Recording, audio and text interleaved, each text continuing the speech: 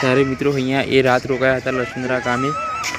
તો મિત્રો અહીંયા એક ઋષિ હતો, તેના શરીર પર કોળ હતા। તો મિત્રો એ ભગવાનને નમે છે અને કહે છે કે એક કોળ મટાડવા માટે વિનંતી કરે છે।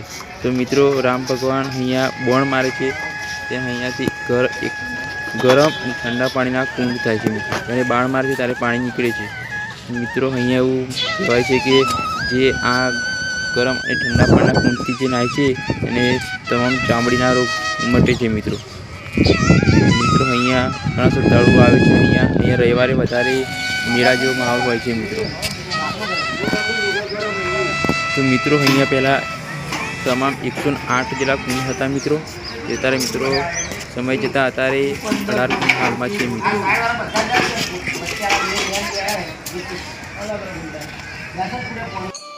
તો મિત્રો અહીંયા એક રામજીનું મંદિર પણ આવેલું છે। અને મિત્રો આ એક એવું મંદિર છે જે આખા ભારતમાં કે આ સીતાની મૂર્તિ વગરનું છે। મિત્રો તમે જોઈ શકો છો મિત્રો અહીંયા સીતાની મૂર્તિ નથી, રામ અને લક્ષ્મણની છે। તો મિત્રો આ મહાદેવનું મંદિર છે અને આ સોમનાથ મહાદેવના નામથી પણ ઓળખાય છે।